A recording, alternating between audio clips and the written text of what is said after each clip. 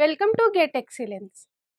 अब तक हम लोगों ने काफ़ी बेसिक कंसेप्ट्स पढ़ लिए हैं। कंडक्टिविटी, रजिस्टिविटी, ये सारे कंसेप्ट आप लोगों को समझ में आ गए होंगे। करंट डेंसिटी, जो दो टाइप की करंट डेंसिटी होती है, drift current density, diffusion current density, वो आप लोगों को समझ में आ गई होगी और उनमें क्या डिफरेंस होता है वो भी आपको समझ में आ गया होगा। ओके, आज हम लोग बहुत ही इंपॉर्टेंट कंसेप्ट पढ़ने जा रहे हैं, that is excess carrier concentration. देखिए, ये बहुत इंपॉर्टेंट कंसेप्ट है और जनरली स्टूडेंट्स को इसमें बहुत दिक्कत आती है। इसको समझने में उन लोगों को दिक्कत आती है। कई बार लोग इसको स्किप भी कर देते हैं कि छोड़ो, नहीं समझ में आ रहा, आगे बढ़ते हैं। मैं मेरा खुद का एक्सपीरियंस शेयर कर रही हूँ। फर्स्ट टाइम जब मैंने इसको पढ़ा था तो मैंने खुद ने इसको छोड़ दिया था, बट जब आगे मैंने बीजेटी पढ़ा तब मुझे फिर से इस टॉपिक की नीड हुई। मुझे आगे कुछ समझ ही नहीं आ रहा था, तो फिर से मुझे इस टॉपिक को समझना पड़ा। फिर मैंने अलग-अलग जगह से, अलग-अलग सोर्सेज से इसको पढ़ा और इसको समझा, देन मैंने बीजेटी पे जंप किया। तो आप लोग भी ऐसा मत सोचिएगा कि चलो एक टॉपिक छोड़ देता हूँ तो क्या फ़र्क पड़ता है, मुझे कौन से 100 मार्क्स लाने हैं। इस एटीट्यूड के साथ आप लोग कोई टॉपिक छोड़िएगा मत, क्योंकि हो सकता है वो टॉपिक अगर आपके आगे किसी टॉपिक से वो रिलेटेड हो। तो जो गलती मैंने की थी आप लोग वो मत कीजिएगा। आप लोग अच्छे से इस टॉपिक को समझिएगा। और मुझे पता है कि मुझे समझने में कहाँ-कहाँ दिक्कत हुई थी और मैंने किस वे में इसको समझा है, तो मैं भी आपको बस उसी वे में समझाऊँगी कि जिससे आपको बहुत अच्छे से ये समझ में आ सके, ठीक है? तो मैं आपको वैसे ही समझाऊँगी कि आपको कोई इतना दिक्कत नहीं होगी अब इस टॉपिक में।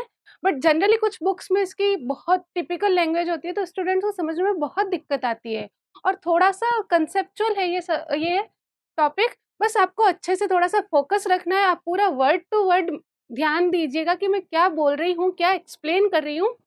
बिल्कुल अपना फ़ोकस इधर से उधर मत कीजिएगा। अच्छे से समझिएगा आप लोग, तो आपको बिल्कुल डेफ़िनेटली समझ में आएगा और क्वेश्चन्स भी आपसे 101% सॉल्व होंगे, गेट के क्वेश्चन्स। जब आपको ये समझ में आ जाएगा ना, फिर तो आपको गेट के क्वेश्चन्स इस टॉपिक से कुछ भी नहीं लगेंगे, आप लोग बोलोगे कि बहुत ईज़ी है।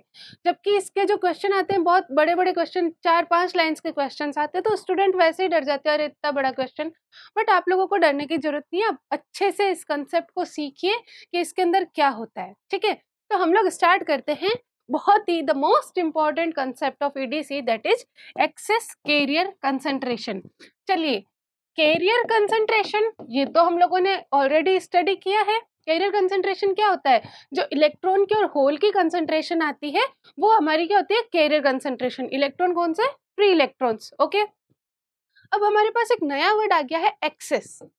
एक्सेस हम लोग किसको बोलते हैं? जो एक्स्ट्रा है ना? हम लोग बोलते हैं ना, अरे ये तो एक्सेस में है। मतलब मैंने मंगवाए थे 4 लड्डू मंगवाए थे, 5 लड्डू आ गए, 1 लड्डू जो है वो एक्स्ट्रा है, 1 लड्डू एक्सेस में है। तो इसका मतलब क्या है कि जो कैरियर कंसंट्रेशन हमको रिक्वायरमेंट थी, उससे ये क्या आ गए? एक्स्ट्रा आ गए, एक्सेस में है, ठीक है?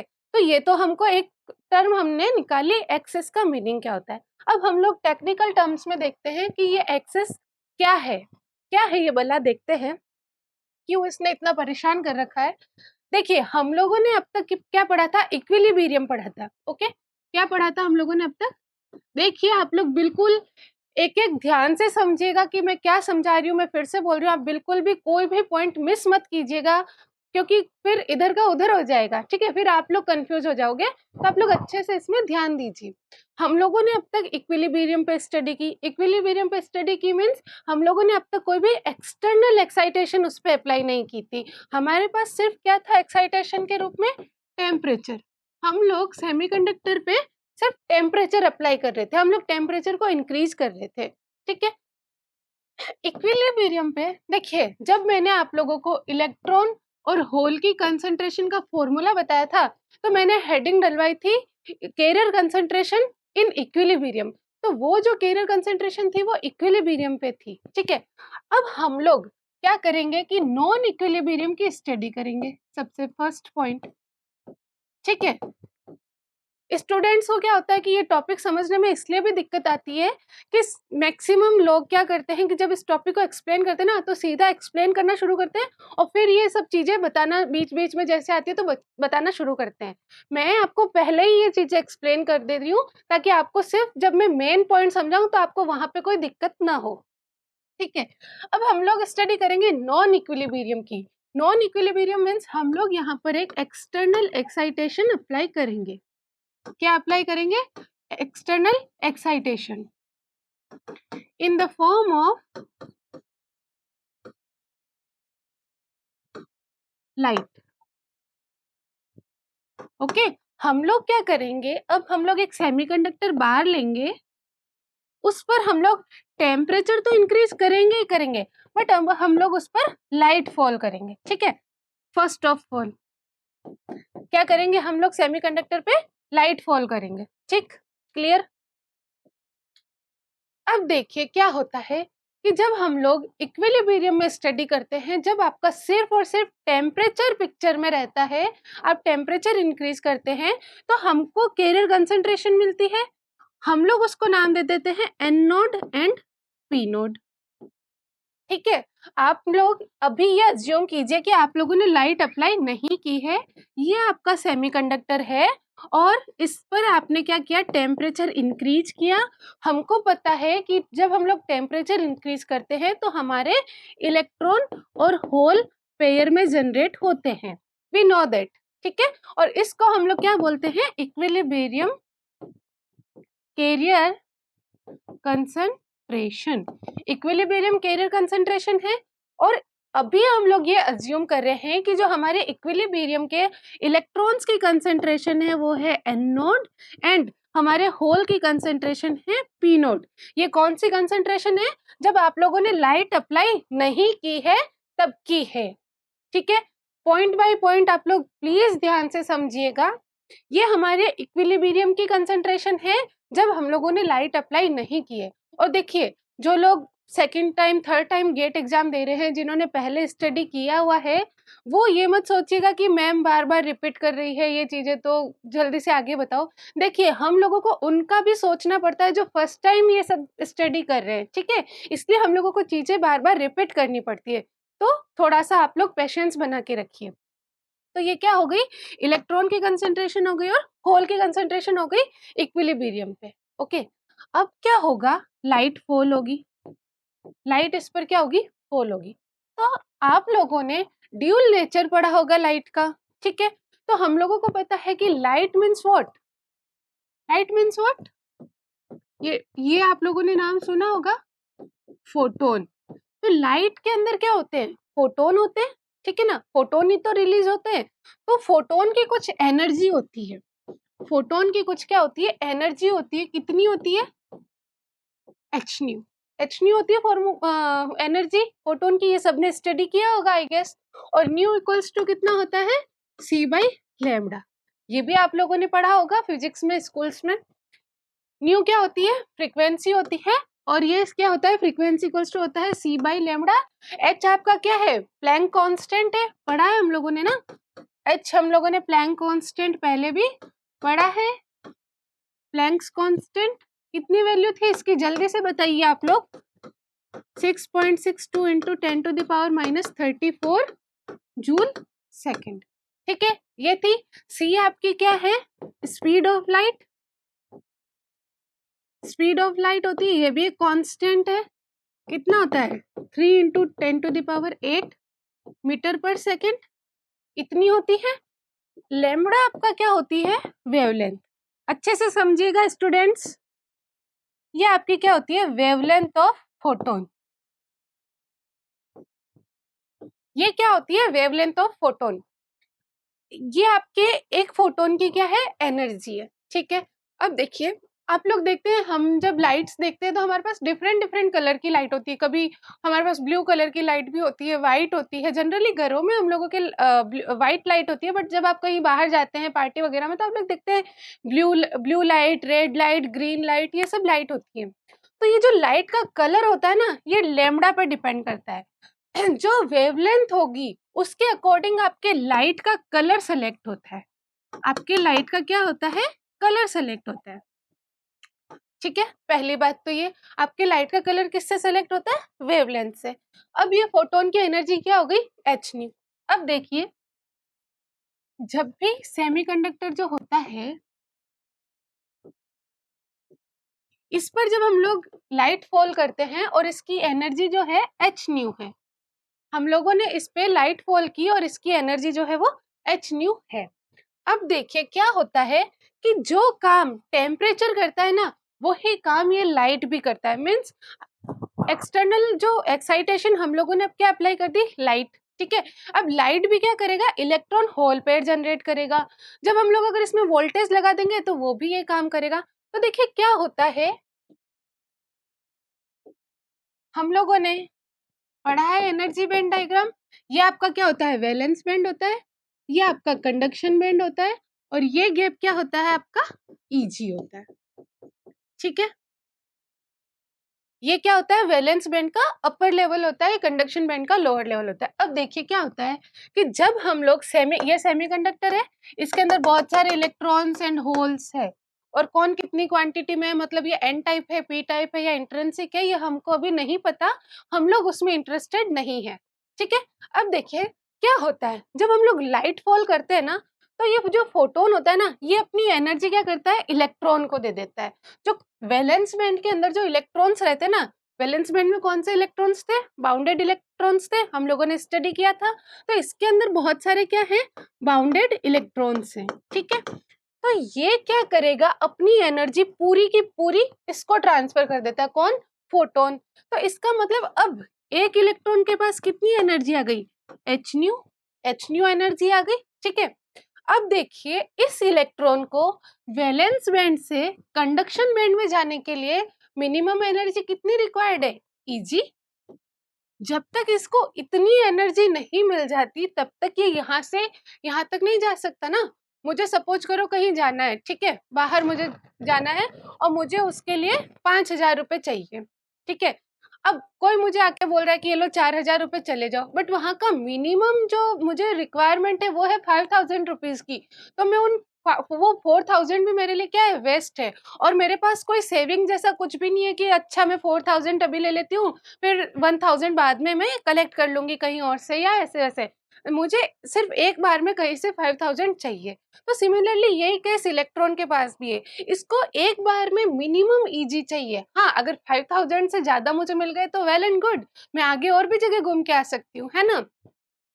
तो ये एच न्यू, इसको मिनिमम ईजी एनर्जी चाहिए। अब देखिए क्या होता है कि इस फोटोन ने अपनी पूरी की पूरी एनर्जी इसके अंदर ट्रांसफर कर दी।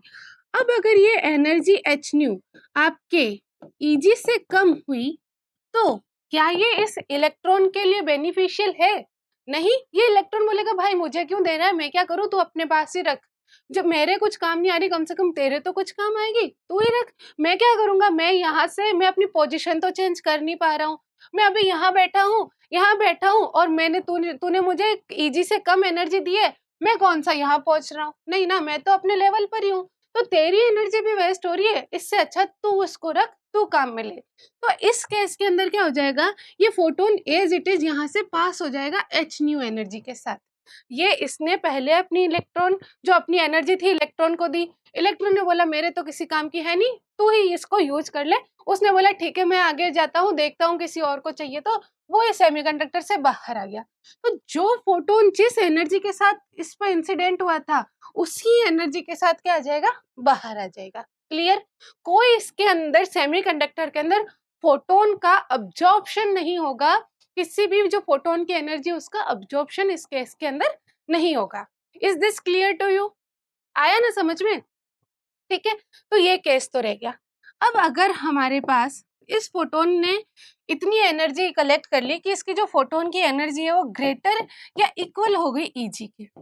अब ये आया, बोलता है भाई देख मेरे पास कितने पैसे हैं, देख। ये बोलता है कितने कितने, बोलता है कम से कम ईजी है, ईजी से ज्यादा भी है। तो ये तो खुश हो जाएंगे सारे के सारे फ्रेंड्स की चलो हम लोग घूमने चलते हैं।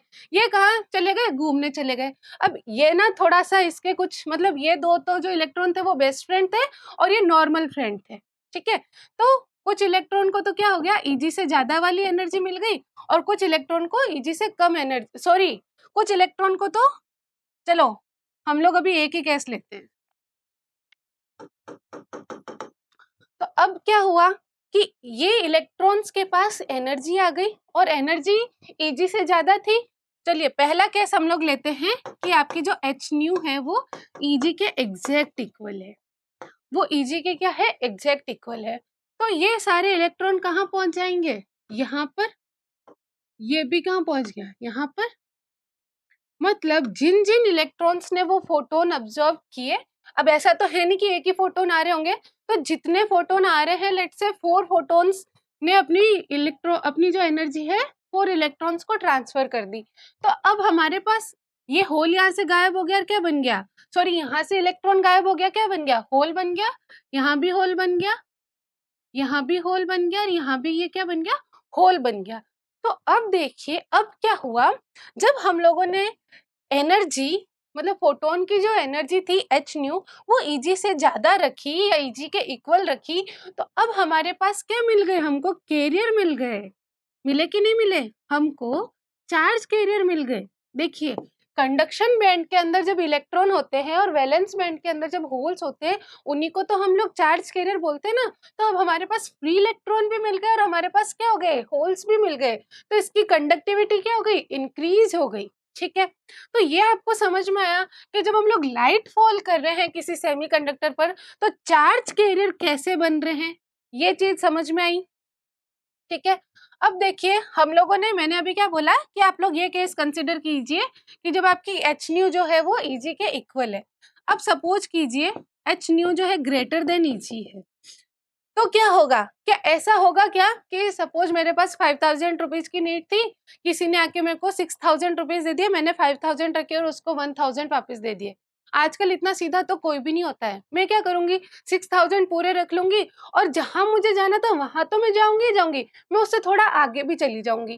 तो ये इलेक्ट्रॉन भी बहुत लालची होते हैं। ये क्या करेंगे, अच्छा हमको रिक्वायरमेंट तो ईजी की है बट तो हमको ईजी से ज्यादा दे रहा है, कोई बात नहीं, जितना दे रहा है उतना भी बहुत है। ठीक है, तो ये क्या करेंगे, ईजी से ज्यादा एनर्जी आ गई, ये क्या करेगा कि ईजी से ज्यादा फिर जो एनर्जी लेवल है ना वहां चला जाएगा।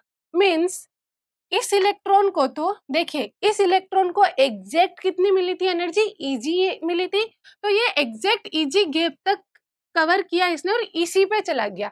बट इसको जो है वो ईजी से ज्यादा मिला, तो ईजी से ईजी तो ये इसने ट्रेवल किया यहाँ पर, यहाँ तक आने में इसकी ईजी एनर्जी स्पेंड हो गई। ठीक है, अब इसके पास फिर भी कुछ एनर्जी रिमेनिंग थी, तो उसने उस एनर्जी का भी यूज कर लिया और जितनी एनर्जी, जब तक इसके पास जो रिमेनिंग एनर्जी जीरो नहीं हो जाती तब तक ये ट्रेवल करेगा। अब ये यहाँ पहुंचा और इसकी एनर्जी जीरो हो गई, तो अभी ये कहाँ पहुंच गया, हायर एनर्जी स्टेट में पहुंच गया है। तो अभी भी वो कंडक्शन बैंड में, बट कहाँ पहुंच गया, हायर एनर्जी स्टेट में पहुंच गया। तो ये केस समझ में आया आप लोगों को। ठीक है, तो हम लोग क्या बोल सकते हैं कि जब एच न्यू लेस देन होगा ईजी से, तो हमको कोई भी चार्ज कैरियर्स नहीं मिलेंगे, नो चार्ज कैरियर्स। और जब आपका H new greater than easy और इक्वल होगा तो हमको चार्ज कैरियर्स मिलने लगेंगे। ये कंसेप्ट क्लियर हुआ आप लोगों को। अच्छे से आप लोग वीडियो पॉज कीजिए या फिर देखिए 2 मिनट, समझिए कि क्या हो रहा है, कैसे फोटोन अपनी एनर्जी ट्रांसफर कर रहा है, फिर हम लोग आगे बढ़ते हैं। चलिए अब देखते हैं आगे। यहाँ तक तो समझ में आ गया।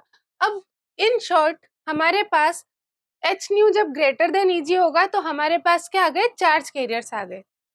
अब हम लोग इस केस की स्टडी नहीं करेंगे कि हमारा एच न्यू जो है वो ईजी से लेस देन है, जब हमको इलेक्ट्रॉन एब्जॉर्व ही नहीं कर रहा है वो एनर्जी और हमको कोई चार्ज कैरियर मिल ही नहीं रहे, तो उसकी स्टडी हम क्यों करें, हमारे थोड़ी ना, हमको तो चार्ज कैरियर से मतलब है। तो हम लोग कौन सा केस कंसिडर कर रहे हैं, जब आपका एनर्जी गैप कितना है, सॉरी आपकी जो एनर्जी है फोटोन की एच न्यू वो कितनी है, ईजी से ज्यादा है। अब देखिए, अब अच्छे से समझिएगा। अब हमारे पास एक टेम्परेचर की वजह से भी ईएचपी जनरेट हो रहे हैं। ठीक है, ईएचपी जनरेट हो रहे हैं, एग्री और not, and due to light उसके कारण भी आपके ईएचपी जनरेट हो गए। क्लियर, तो अब हमारे पास इन दोनों की वजह से, तो देखिए जो टेम्परेचर की वजह से जो इलेक्ट्रॉन और होल पेयर जनरेट हो रहे हैं वो तो हमारे पास है ही है। अब हमने क्या किया, उस पर लाइट अप्लाई की, उसकी वजह से भी हमारे कैरियर जनरेट हुए। इस जो लाइट की वजह से जो ईएचपी जनरेट होते हैं, जो लाइट की वजह से जो कैरियर जनरेट होते हैं, उनको हम लोग बोलते हैं एक्सेस कैरियर। क्या बोलते हैं उनको, excess carrier. Is this clear, not only due to light, अगर मैं इस लाइट की जगह कुछ और एक्साइटेशन लगाती तो भी इसको हम लोग एक्सेस कैरियर बोलते हैं। मतलब टेम्परेचर के अलावा किसी और एक्साइटेशन से या किसी और सोर्स से अगर आपके इलेक्ट्रॉन और होल पेयर बन रहे हैं या फिर आपके चार्ज कैरियर जनरेट हो रहे हैं, तो उन चार्ज कैरियर को हम लोग एक्सेस कैरियर बोलते हैं। तो सबसे पहले आपको ये डेफिनेशन क्लियर हो कि एक्सेस कैरियर क्या होते हैं। क्लियर ना? एक्सेस कैरियर क्या होते हैं ये समझ में आ गया आप लोगों को? टेम्परेचर के अलावा जब जो भी हम लोग कोई एक्साइटेशन अप्लाई करते हैं, उस एक्साइटेशन की वजह से सेमीकंडक्टर के अंदर जो चार्ज कैरियर जनरेट होते हैं, उन चार्ज कैरियर को हम लोग एक्सेस कैरियर बोलते हैं। अब देखिए मैंने क्या बोला था कि टेम्परेचर की वजह से मेरे एन नोड इलेक्ट्रॉन जनरेट हो रहे थे और पी नोड होल्स जनरेट हो रहे थे। और अभी मुझे नहीं पता कि N node greater than P node है या फिर P node greater than N node है या फिर N node and P node equal है। अगर एन नोड और पी नोड इक्वल होंगे तो वो इंट्रिंसिक सेमीकंडक्टर होगा, एन नोड ग्रेटर होगा तो N type, P node greater होगा तो पी टाइप सेमीकंडक्टर होगा। ठीक है, अभी मुझे सिर्फ इतना पता है कि मेरे ये जो एन नोड और पी नोड मेरे टेम्परेचर की वजह से मुझे मिले थे। इसका मतलब ये क्या थी? थर्मल इक्विलिब्रियम कंसंट्रेशन थी, है ना? क्योंकि उस टाइम पे मैंने सिर्फ टेम्परेचर अप्लाई किया था, कुछ और अप्लाई नहीं किया था। तो उस टाइम पे हमारा सेमीकंडक्टर किसमें था? थर्मल इक्विलिब्रियम में था। तो उस टाइम पर जो कंसंट्रेशन जनरेट हुई वो थर्मल इक्विलिब्रियम कंसंट्रेशन ही थी। और हम लोगों ने थर्मल इक्विलिब्रियम कंसंट्रेशन में पढ़ा था कि एक पॉइंट ऐसा आता है कि जहाँ पे जनरेशन रेट और रिकम्बिनेशन रेट क्या हो जाती है? इक्वल हो जाती है। तो हमको एक कांस्टेंट कैरियर कंसंट्रेशन मिलने लग जाती है। तो अब हम जब लाइट अप्लाई करेंगे ना, तो हमारे पास ये वाली जो कैरियर कंसंट्रेशन है ये ऑलरेडी प्रेजेंट रहेगी। ठीक है, ऐसा नहीं कि ये गायब हो जाएगी, तो ये ऑलरेडी प्रेजेंट रहेगी। अब लाइट की वजह से उसके अंदर और जो कैरियर्स जो होंगे वो जनरेट होंगे, तो वो एन नोड और पी नोड के अंदर क्या हो गए? एक्स्ट्रा एड हो गए। ठीक है, ठीक है। तो अब हम लोग ये मानते हैं कि लेट से डेल्टा एन इलेक्ट्रॉन्स जनरेट हुए और डेल्टा पी होल्स जनरेट हुए, और ये क्या है? Excess carrier. ये आपके क्या है? एक्सेस। अच्छे से समझिएगा। और मैं क्या क्या टर्म्स यूज कर रही हूँ, कहाँ पे मैं डेल्टा एन यूज कर रही हूँ, कहाँ पे मैं ये वाला डेल्टा एन यूज कर रही हूँ। ठीक है, तो आप लोग बहुत अच्छे से समझिएगा। तो इतने इलेक्ट्रॉन्स और इतने होल्स जनरेट हुए एंड डेल्टा एन और डेल्टा पी क्या हुए? इक्वल हुए। ये पेयर्स में जनरेट हुए थे, तो ये क्या हुए? इक्वल हुए। यहाँ तक कोई कंफ्यूजन? अगर यहाँ तक भी कोई कंफ्यूजन है तो आप लोग प्लीज आगे मत देखिए वीडियो, आप लोग वीडियो को फिर से रिवाइंड कीजिए और फिर से देखिए। यहाँ तक आपको समझ में आना चाहिए। अब देखिए क्या हो रहा है। अब हमारे पास हम अब अलग अलग केस लेते हैं। फर्स्ट केस, पहला केस आपका ये है कि आप लोगों ने इस सेमीकंडक्टर पे लाइट फॉल की। ठीक है, लाइट फॉल की, कुछ सेकंड बाद इसके अंदर आपके डेल्टा एन और डेल्टा पी जनरेट हो गए और आप लोगों ने लाइट रिमूव कर दी। ठीक है, तो कुछ सेकंड, ये तो आपका t इक्वल्स टू लेट से कुछ कुछ भी पॉइंट है, फिर आप लोगों ने t इक्वल्स टू 0 पे क्या कर दिया? लाइट को रिमूव कर दिया। अब फिर से आपका ये सेमीकंडक्टर पे लाइट नहीं है, ओनली टेम्परेचर है। ठीक है, देखिए ट्रांजिएंट पढ़ा होगा आप लोगों ने। ऐसा करते हैं ना हम लोग की वोल्टेज सोर्स अप्लाई किया, फिर वोल्टेज सोर्स हम लोग हटा देते हैं, फिर t इक्वल्स टू 0 पे हम लोग स्टडी करते हैं। तो सिमिलर वही केस है। हम लोगों ने लाइट अप्लाई किया हुआ था, लाइट ने अपना काम कर दिया, उसने डेल्टा एन और delta P electron and holes generate कर दिए, फिर हम लोगों ने वो लाइट को हटा दिया। देखिए क्या होता है ना सेमीकंडक्टर के अंदर, जब आप लाइट फॉल करते हैं ना, तो ऐसा नहीं होता है कि ये डेल्टा एन और डेल्टा पी जो इलेक्ट्रॉन्स और होल्स आए हैं वो हर जगह पे आ रहे हैं। ठीक है, जो सेमीकंडक्टर के जिस साइड पर आप लोग लाइट अप्लाई करोगे उसी तरफ आपके क्या होंगे? ये एक्सेस कैरियर जनरेट होंगे। जैसे मैंने अभी लाइट कहाँ पर अप्लाई की? इस साइड अप्लाई की है, तो ये डेल्टा एन और डेल्टा पी जो होंगे ना वो इस एंड पे ही जनरेट होंगे। ठीक है, जैसे ये पूरा सेमीकंडक्टर है एक, इसके अंदर हमारे पास इनिशियली कितनी कंसंट्रेशन थी? N node and P node. ठीक है, तो हर जगह पे मीन्स इसके अंदर हम लोग या तो सेंटीमीटर स्क्वायर के रेस्पेक्ट में, सेंटीमीटर पर सेंटीमीटर क्यूब के रेस्पेक्ट में हम लोग बात कर सकते हैं। तो मतलब हर जगह पे आपकी जो कंसंट्रेशन थी वो इक्वल थी, ठीक है, आइदर पर यूनिट एरिया और पर यूनिट वॉल्यूम, तो इक्वल थी। मीन्स अगर मैं बोलूँ इतने रीजन में, इतने रीजन में, इतने रीजन में, इतने रीजन में, तो हर जगह क्या थी, आपकी कंसंट्रेशन सेम थी। अब मैंने क्या किया, यहाँ पे लाइट अप्लाई कर दी, तो सिर्फ इतना इतना जो पोर्शन है ना, यहाँ पे आपके और इलेक्ट्रॉन्स और होल्स आ जाएंगे, ठीक है, सिर्फ इस एंड पे इलेक्ट्रॉन्स और होल्स आ गए। अब हम लोगों ने ये लाइट हटा दी। अब जब ये लाइट हटा दी, तो देखिए क्या हो गया, आपके इतने रीजन में तो एन नोड और पी नोड ही है, बट इतने रीजन में अब क्या आ गया आप लोगों के, अब यहाँ पर कितने कंसंट्रेशन है, एन नोड तो ऑलरेडी थी, प्लस डेल्टा एन आ गई, और पी नोड पहले से थी, प्लस कितनी आ गई, डेल्टा पी आ गई इस रीजन के अंदर, ठीक है। तो अब देखिए यहाँ पे कंसंट्रेशन ज्यादा, बाकी एरिया में कंसंट्रेशन कम, तो मैंने आप लोगों को कुछ ऐसा बताया था ना, यहाँ पे बहुत सारे इलेक्ट्रॉन्स हैं, यहाँ बहुत थोड़े कम इलेक्ट्रॉन्स है, तो क्या क्या कौन सी प्रोसेस होती थी, इलेक्ट्रॉन्स का फ्लो होना शुरू होता था from higher concentration to lower concentration. Similarly for holes, hole भी हायर कंसंट्रेशन से लोअर कंसंट्रेशन पर फ्लो होते थे, और इस प्रोसेस को हम लोग क्या बोलते थे, डिफ्यूजन। रिमेंबर और नॉट, आप लोग प्रॉपरली रिवीजन तो कर रहे हैं ना। तो ये क्या होगा, अब यहाँ से इलेक्ट्रॉन और होल क्या होने शुरू होंगे, डिफ्यूज होना शुरू होंगे। अब इलेक्ट्रॉन्स और होल क्या होंगे, डिफ्यूज होंगे इस डायरेक्शन के अंदर। तो इलेक्ट्रॉन इस डायरेक्शन के अंदर गया एंड होल भी इस डायरेक्शन के अंदर क्या गया, डिफ्यूज होना शुरू हुआ। और कब तक डिफ्यूज होंगे, जब तक कि आपके पूरे सेमीकंडक्टर के अंदर आपकी कंसंट्रेशन क्या ना हो जाए, इक्वल ना हो जाए। यहाँ तक क्लियर हुआ, ठीक है, पिक्चर क्लियर हुई यहाँ तक। अब देखिए क्या होगा, हम लोगों ने ये भी पढ़ा था कि जब डिफ्यूजन होता है तो साथ साथ रिकम्बिनेशन भी होता है। मतलब जब ये इलेक्ट्रॉन्स यहाँ से मूव करना शुरू करेंगे तो इनको रास्ते में कुछ ना कुछ होल्स मिलेंगे, ठीक है। सपोज करो यहाँ से 10 इलेक्ट्रॉन्स जो है वो बढ़ना शुरू हुए, इस पॉइंट पे कितने इलेक्ट्रॉन्स थे, इस पॉइंट पे, ठीक है, 10 इलेक्ट्रॉन। ये 10 इलेक्ट्रॉन आगे बढ़े, यहाँ पे इसको 2 होल्स मिल गए, 2 होल्स मिल गए। अब ये 10 इलेक्ट्रॉन में से 2 इलेक्ट्रॉन ने क्या किया, उन 2 होल के साथ मिलकर रिकम्बाइन हो गए, एक दूसरे को एलिमिनेट कर लिया। तो अब यहाँ पे कितने रिमेनिंग बचे, 8 इलेक्ट्रॉन्स बचे। फिर जब ये आगे आए तो अब इनको 6 इलेक्ट्रॉन्स मिल गए, 6 होल मिल गए, ठीक है। तो 6 होल मिल गए, तो अब क्या बचा, 2 इलेक्ट्रॉन बचा। तो 10 इलेक्ट्रॉन, 8 इलेक्ट्रॉन, 2 इलेक्ट्रॉन। तो आपके मतलब ये जो डेल्टा एन था ना, ये जो डेल्टा एन, ये डेल्टा एन को मैंने लिया है 10। अब जैसे जैसे मैं आगे बढ़ रही हूँ ना, वैसे वैसे ये डेल्टा एन क्या होता जा रहा है, कम होता जा रहा है। और आगे जाके लेट से यहाँ पे इसको 2 होल्स मिल गए, तो यहाँ पर अब कितना रहा, 0 electron.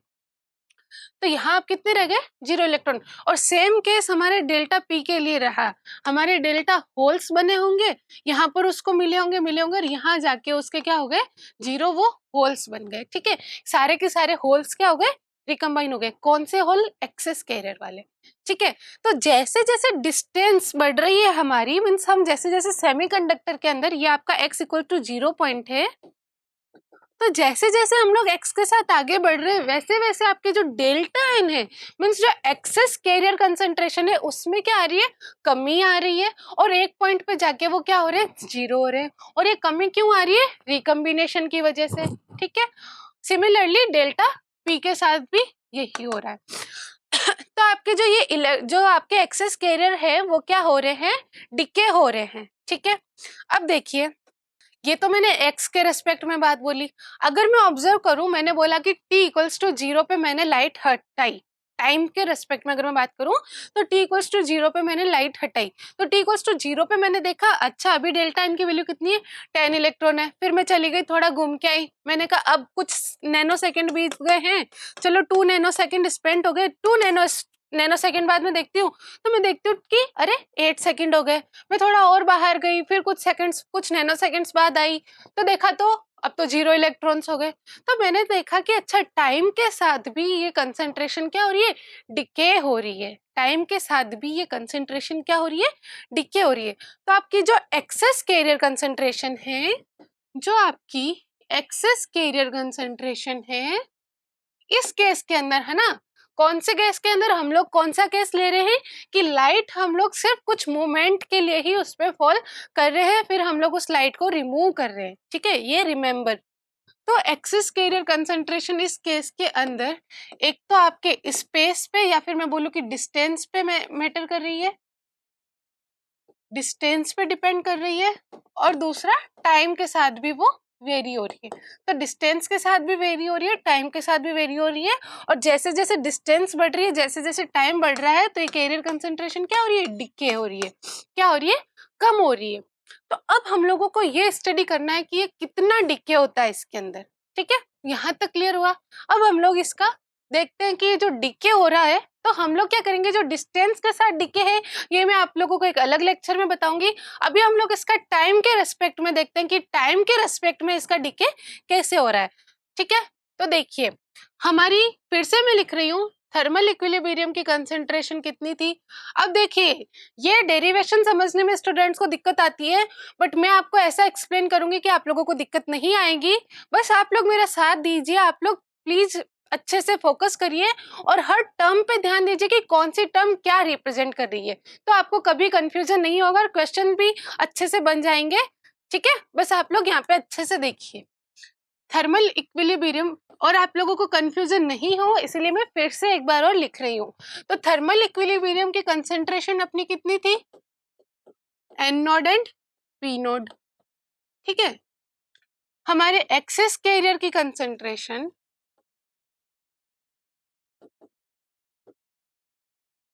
Eight T equals to zero. T equals to zero का मतलब क्या, जब हम लोगों ने लाइट हटा दी उस टाइम पे कंसेंट्रेशन कितनी थी, delta n and delta p, और delta n equals to delta excess carrier concentration इतनी हो गई। तो at any time t, at any time t आपकी एक्सेस कैरियर कंसेंट्रेशन वो हो रही है आपकी delta n T and delta p. ये क्लियर हुआ। मतलब अब क्या हुआ कि ये जो हमने बोला है एक्सेस कैरियर कंसेंट्रेशन, ये टाइम के साथ कम हो रही है, मीन्स टाइम के साथ ये वेरी कर रही है। अब ये टाइम का फंक्शन है, तो इसको हम लोग ऐसे बोल सकते हैं कि ये टी का फंक्शन बन गया। आप चाहें तो इसको डेल्टा एन और डेल्टा पी ऐसे भी लिख सकते हैं कि ये क्या हो गई अब आपकी delta N at zero and delta P at zero.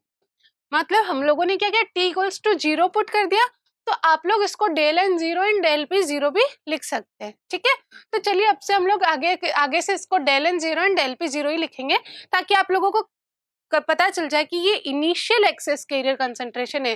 जो आपका del N zero and del P zero क्या है, इनिशियल कैरियर कंसंट्रेशन। जैसे ही हम लोग मतलब मैक्सिमम कितना जनरेट करके गई लाइट, उसकी वैल्यू। ठीक है, और ये del N T and del P T क्या है कि हमारी जो एक्सेस कैरियर कंसंट्रेशन है, जो डेल एन जीरो है, ये क्या हो रही है आपकी, चेंज हो रही है टाइम के साथ। तो किसी भी टाइम के पे ये आपकी कैरियर कंसंट्रेशन है।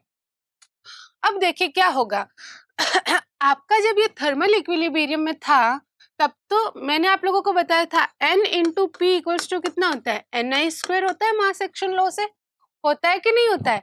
बट इसके साथ मैंने आपकी कंडीशन भी बताई थी कि ये क्या होता था, इक्विलिब्रियम पे होता था। ये कहाँ होता था, इक्विलिब्रियम पे होता था, N P equals to ni square, है ना। अब हमारा क्या ये कैरियर कंसंट्रेशन जो हमारा सेमीकंडक्टर इक्विलिब्रियम पे है क्या, नहीं है, क्योंकि हम लोगों ने तो इस पर लाइट अप्लाई कर दी। बट जब हमारा ये कैरियर कंसंट्रेशन इक्विलिब्रियम में था, मींस जब हम लोगों ने इस पर लाइट अप्लाई नहीं की थी, उस केस के अंदर हम लोग ये अप्लाई कर सकते। तो उस केस के अंदर हमारे पास कंसंट्रेशन कितनी है, N node and P node. तो ये तो अभी भी वैलिड होगा, मतलब अब मैंने लाइट फिर से हटा दी है या फिर लाइट अप्लाई भी रहे, तो ये जो रिलेशन है ये तो ऑलवेज वैलिड होगा ही होगा। क्यों, क्योंकि आप यहाँ पर थर्मल इक्विलिब्रियम वाली कंसंट्रेशन ले रहे हो। आपका क्या नहीं होगा यहाँ पे, NP equals to ni square नहीं होगा। और आपका n क्या है, आपका n है कि जो ऑलरेडी आपके कितने पास इलेक्ट्रॉन्स थे, प्लस आपके कितने एक्स्ट्रा जनरेट हुए। Is this clear.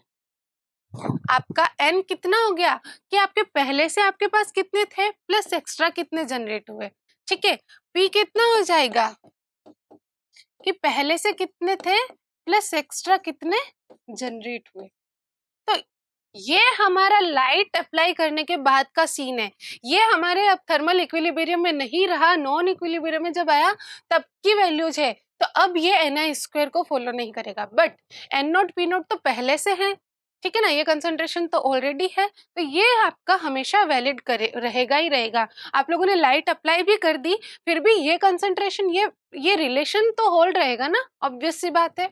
ठीक है, भले ही वो सेमीकंडक्टर आपका इक्विलिब्रियम में नहीं रहा, बट ये आपका हमेशा वैलिड रहेगा। तो यहाँ तक आपको समझ में आया।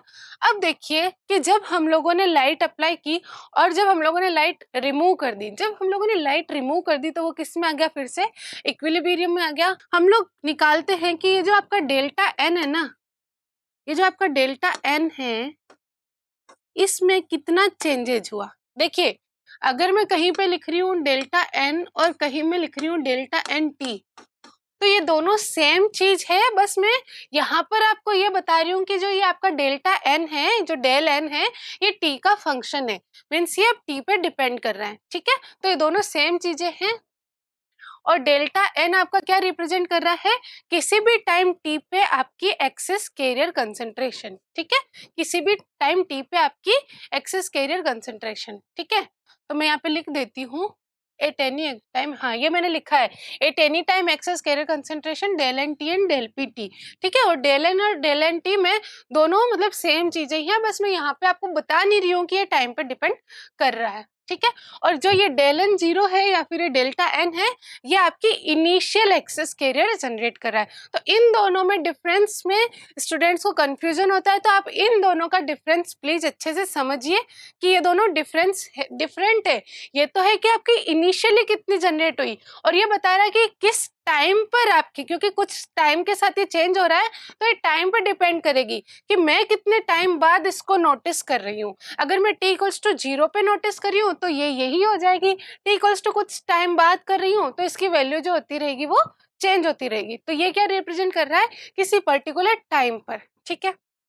अब देखिए, मैं बोल रही हूँ कि जो डेल्टा एन है, जो डेल एन है, मीन्स जो एक्सेस कैरियर है किसी भी पर्टिकुलर टाइम टी पर, उसकी वैल्यू टी के साथ कितनी चेंज हो रही है, ठीक है। तो वो कितनी चेंज होगी कि कितने आपके जनरेट हो रहे हैं और कितने आपके रिकम्बाइन हो रहे हैं, ठीक है। मैंने क्या बोला कि मेरे पहले स्टार्टिंग में मेरे पास एनोड जो थे इलेक्ट्रॉन थे, अब मुझे स्टडी करना है कि मेरे पास हर सेकंड में कितने नए इलेक्ट्रॉन्स आ रहे हैं। तो मैंने बोला कि आपके 5 इलेक्ट्रॉन्स जो हैं हर सेकंड में न्यू जनरेट हो रहे हैं और 2 इलेक्ट्रॉन्स जो हैं वो हर सेकंड में रिकम्बाइन हो रहे हैं। तो आपके पास न्यू इलेक्ट्रॉन्स कितने आ गए, 3 इलेक्ट्रॉन्स आ गए। आए कि नहीं आए, मतलब मैंने क्या किया, जनरेशन रेट में से रिकम्बिनेशन रेट को क्या कर दिया, माइनस कर दिया। क्लियर, ये चीज क्लियर हुई। तो इलेक्ट्रॉन जो एक्सेस कैरियर है उसकी रेट कितनी हो गई, generation rate minus recombination rate. अब देखिए, जनरेशन रेट तो हमारी उसका जो फॉर्मूला रहता है। अब एक चीज और, यहाँ पे कौन अब जनरेट हो रहा है, हम ये जो डेरिवेशन है इसकी स्टडी हम लोग आफ्टर लाइट, मतलब जब हम लोगों ने लाइट रिमूव कर दी उसके बाद हम लोग ये स्टडी कर रहे हैं, मीन्स t इक्वल्स टू 0 के बाद का ये एनालिसिस है। अब जब लाइट आपके पास नहीं है तो आपके पास सिर्फ क्या अवेलेबल है, टेम्परेचर अवेलेबल है। तो यहाँ पे कौन सा जनरेशन रेट होगी, सिर्फ थर्मल जनरेशन रेट होगी, क्योंकि अब हमारे पास लाइट नहीं है। और हमने पढ़ा था थर्मल जनरेशन रेट की वैल्यू कितनी होती है, alpha are N I square, होती है कि नहीं होती है। और रिकम्बिनेशन रेट की फॉर्मूला हम लोगों ने पढ़ा था, ये कितना होता है, alpha are N into P, ठीक है, पढ़ा था ना। अब देखिए एन इंटू पी आपका कितना है, बस अब कुछ नहीं है, अब आंसर आ जाएगा आपके, alpha are N into P कितना है, एन आपका कितना है, N node plus delta N, या फिर चलिए डेल एन लिख देते हैं,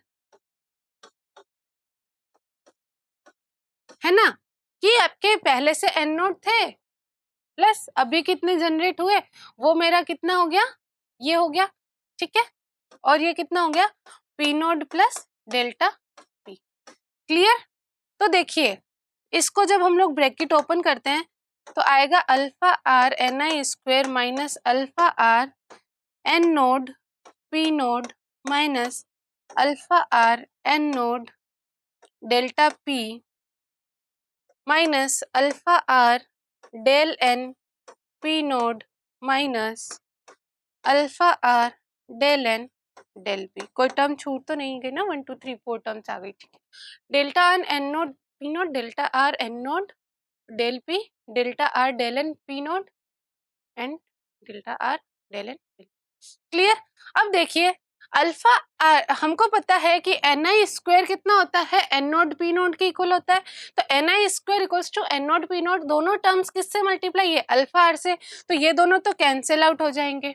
ठीक है, और देखिए डेल्टा एन और डेल्टा पी, जो डेल एन और डेल पी है ये क्या है? इक्वल है। ठीक है, तो del N into del P कितना हो जाएगा? डेल एन स्क्वायर हो जाएगा। और देखिए ये जो एक्सेस कैरियर होते हैं ना, ये बहुत माइनॉरिटी के अंदर होते हैं, मतलब बहुत कम इनकी वैल्यू होती है। डेल एन जब आपका बहुत स्मॉल है तो आपका डेल एन स्क्वायर तो आपका कितना? बहुत बहुत स्मॉल हो जाएगा। तो हम लोग इस टर्म को नेग्लेक्ट कर सकते हैं। ठीक है, तो अब आपके पास d del N by D t ये कितना बच गया? Minus alpha are N node del p minus alpha are del N P naught, इतना बचा। यहाँ तक कोई डाउट आप लोगों को? यहाँ तक कोई डाउट हो तो आप लोग पूछ सकते हैं, मतलब कमेंट कर सकते हैं आप लोग। तो I will try to solve your problem.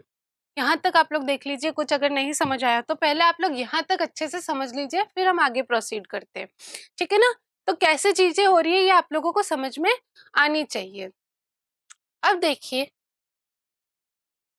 Del N and del P equal है, और हम लोग क्या फाइंड आउट कर रहे हैं कि आपके जो इलेक्ट्रॉन में कितना चेंजेज आया वो देख रहे हैं।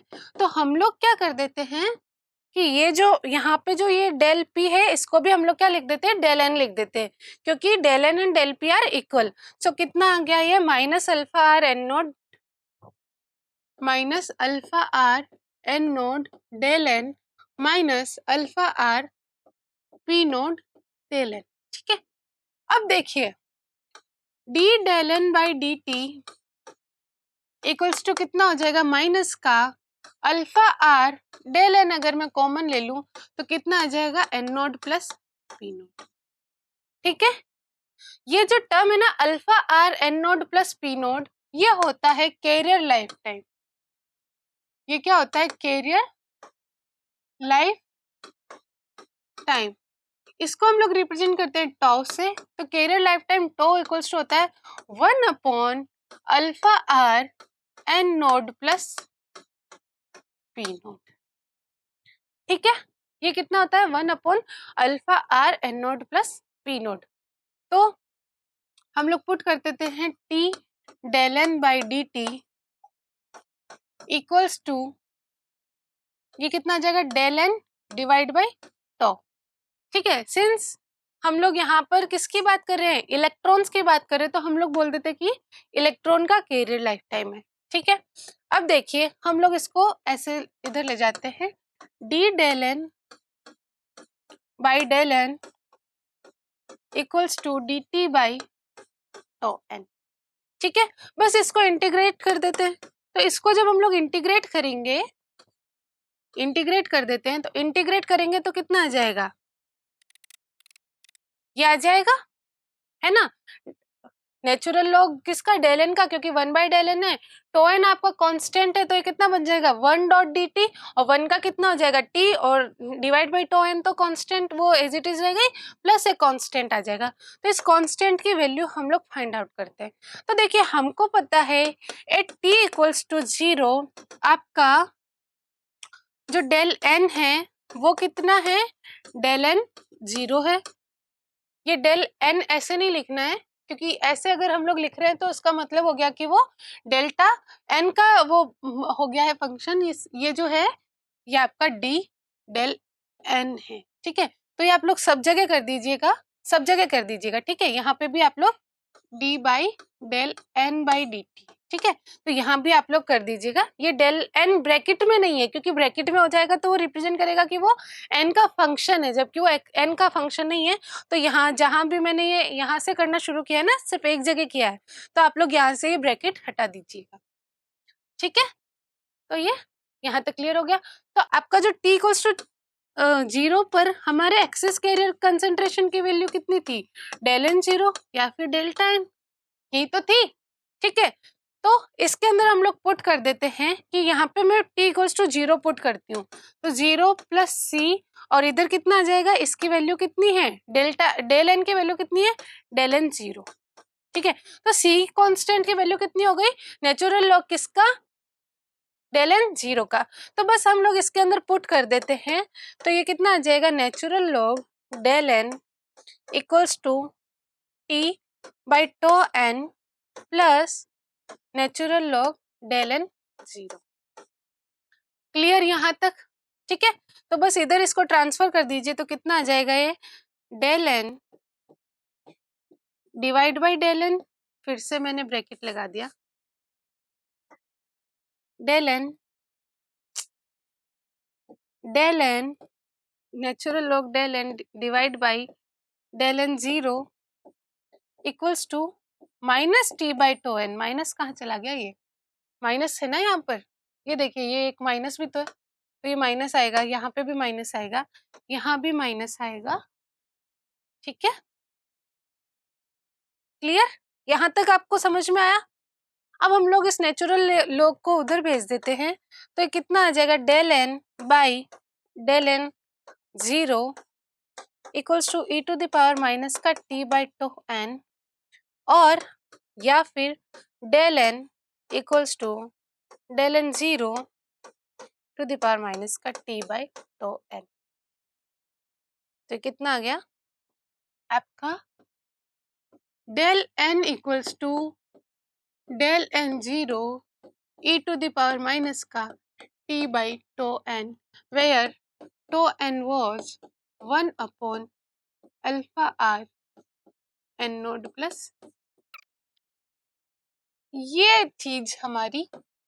तो ये क्या वैल्यू थी, फिर से मैंने डेल n ऐसे लिख दिया, डेल n, ओके। देखिए जब आप ऐसे ब्रैकेट में लिखते हैं ना, तो इसका मतलब है कि जो ये क्वांटिटी है वो आपके n पे डिपेंड कर रही है, बट हमने इसको क्यों, हमारा तो ये सिर्फ अभी हम लोगों ने किस पे लिया है, टाइम पे डिपेंडेंट लिया है हम लोग, डेल्टा एन तो सिर्फ हम लोग उसको एक रिप्रेजेंटेशन कर रहे हैं, तो पूरी ये एक टर्म है। तो ये क्या था, किसी भी टाइम पर, अब इसको मैं अब ऐसे लिख सकती हूँ टी, ओके। मैंने क्या बोला था कि मैं डेल एन टी और डेल एन ये दोनों एक सिमिलर है, ओके। तो मैं अब तक डेल एन लिख रही थी ताकि लिखने में इजी हो जाए, बट वो क्या था, एक डेल एन टी ही था। तो ये बोल रहा है कि किसी भी टाइम पर जो आपके इलेक्ट्रॉन एक्सेस कैरियर जो है, ये एक्सेस कैरियर है, डेल्टा एन टी हम लोग किसको बोल रहे थे, डेल एन टी हम लोग किसको बोल रहे थे, excess carrier concentration at any time T, ठीक है। तो वो जो होती है उसका फॉर्मूला हम लोगों ने निकाला ये। अब देखिए इसके अंदर दो टर्म्स मल्टीप्लीकेशन में, ये तो क्या टर्म थी, excess electron concentration at T equal to 0, जैसे ही हम लोगों ने मतलब जितना मैक्सिमम लाइट ने जनरेट किया था वो वैल्यू है ये, मीन्स t इक्वल्स टू 0 पे जैसे ही हम लोगों ने लाइट हटाई उस मोमेंट पे कितनी वैल्यू थी वो है ये। और देखिए ये क्या रिप्रेजेंट कर रहा है, ये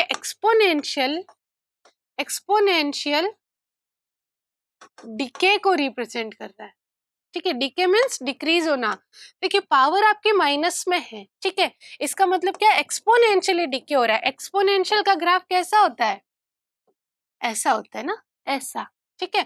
तो ये e to the power minus X का ग्राफ है, इसकी वैल्यू यहाँ से देखिए कम होती है, ठीक है। ये x है और ये है 0, तो x इक्वल टू 0 पे e to the power minus 0 कितना होता है, 1 होता है, ठीक है, क्योंकि e टू द पावर 0 1 होता है। तो ये ऐसे 1 से लेके डिक्रीज होता है। साथ में आपके पास क्या है, डेल एन 0 मल्टीप्लीकेशन में, मतलब जो ये हर एक पॉइंट है ना, ये हर एक पॉइंट्स, ये सारे पॉइंट सिंपली डेल एन 0 से मल्टीप्लाई हो जाएंगे, ये सिंपली डेल एन 0 से मल्टीप्लाई हो जाएंगे, और ये x जो है, अब ये क्या x नहीं रह के ये टाइम बन जाएगा, ये क्या बन जाएगा, टाइम। तो टाइम के रेस्पेक्ट में ये जो कंसंट्रेशन है ये क्या हो रही है, एक्सपोनेंशियली डिके हो रही है। हम लोगों ने ये तो देखा था कि वो डिके हो रही है ड्यू टू रिकॉम्बिनेशन, बट वो डिके किस प्रोफाइल में हो रहा है, तो वो एक्सपोनेंशियल डिके हो रहा है, ठीक है। ये क्या हो रही है, एक्सपोनेंशियली डिके हो रही है, ठीक है। तो इसका ग्राफ कैसा आ जाएगा, एक्सिस कैरियर का ग्राफ है, रिमेंबर एक्सिस कैरियर का, टोटल कंसंट्रेशन का ग्राफ अभी नहीं बनाया है, ये एक्सिस कैरियर का है। तो ये जो हो जाएगा ये एक्सपोनेंशियली डीके हो रहा है, एक पॉइंट के बाद ये जाके क्या हो जाएगा, 0 हो जाएगा, ठीक है। और इसकी वैल्यू कितनी होगी, डेल एन 0, ठीक है। ये आपका टी है, टी इक्वल्स टू 0 पे इसकी वैल्यू कितनी है, डेल एन 0 ही है, और फिर ये एक्सपोनेंशियली डीके हो रहा है। देखिए T equals to tau N पे क्या होगा, तो ये आपको मेमोराइज करना है फॉर्मूला, ठीक है, ये आपको ध्यान रहना चाहिए। तो T equals to tau N पे क्या होगा, डेल एन टॉ एन, मतलब एक कैरियर लाइफ टाइम बाद क्या होगा, ठीक है, एक कैरियर लाइफ टाइम बाद कितनी कंसंट्रेशन रह जाएगी। तो डेल एन ये हो जाएगा del N 0 e to the power -1, तो इक्वल्स टू कितना होगा, del N 0 divide by E, ठीक है। देखिए कैरियर लाइफ टाइम क्या होता था, हम लोगों ने पहले पढ़ा था कि एक इलेक्ट्रॉन या फिर एक कैरियर जो है रिकम्बिनेशन होने से पहले कितना टाइम ट्रेवल करता है, वो वैल्यू। अब यहाँ पर हम लोग ना बहुत सारे की बात करेंगे, बहुत सारे इलेक्ट्रॉन्स हमारे पास है, तो हम लोग मीन लाइफ टाइम की बात करेंगे, तो मीन कैरियर लाइफ टाइम आ जाएगा। तो वो क्या हो रहा है कि जो आपकी इनिशियल कंसेंट्रेशन थी ना टी इक्वल्स टू 0 पे, दैट इज डेल एन 0, उसकी 1/e टाइम्स हो रही है। मतलब जो आपकी इनिशियल थी वो क्या हो जाए, अब 1/e टाइम्स हो जाए। तो कितने टाइम बाद वो 1/e, देखिए ये डेल एन 0 क्या हो रहा है, ये डिक्रीज हो रहा है टाइम के साथ, तो कभी इसमें डिक्रीमेंट हो रहा है, डिक्रीमेंट हो रहा है, तो एक पॉइंट ऐसा आएगा जब ये अपने इनिशियल वैल्यू का 1/e गुना रह जाएगी, ठीक है। तो वो जो टाइम पीरियड होगा ना, वो आपका मीन कैरियर लाइफ टाइम होता है। वो क्या होता है, मीन कैरियर लाइफ टाइम, ठीक है। और यही ही जो प्रोसेस है, ये है हम लोग पूरा का पूरा किसके लिए अप्लाई करेंगे, पी टाइप, मतलब होल्स के लिए, ठीक है। तो होल्स में आपका क्या आ जाएगा, जो डेल पी टी है वो आ जाएगा आपके del P 0 e to the power minus का टी बाई टॉ पी, और आपका टॉ पी भी कितना रहेगा, इसके लिए भी 1/अल्फा r N node plus P nought, ठीक है। क्लियर यहाँ तक, एकदम क्रिस्टल क्लियर हुई चीजें, कैसे हो रहा है, क्या हो रहा है, ठीक है। तो इस लेक्चर के अंदर इतना ही, फिर मैं इसको और थोड़ा सा एक्सप्लेन करूंगी, इसमें और भी चीजें हैं और इसका एक और केस है, उनमें क्या होगा ये हम लोग नेक्स्ट लेक्चर के अंदर डिस्कस करेंगे। और आप लोगों को समझ में आया तो आप लोग कमेंट करके हमको बताइए कि आप लोगों को समझ में आ रहा है या नहीं आ रहा है, उससे हमको भी थोड़ा मोटिवेशन मिलता है। और आप लोग शेयर भी कीजिए अपने फ्रेंड्स के साथ। तो स्टडी करते रहिए, मोटिवेशन बनाते रहिए। तब तक के लिए थैंक यू सो मच।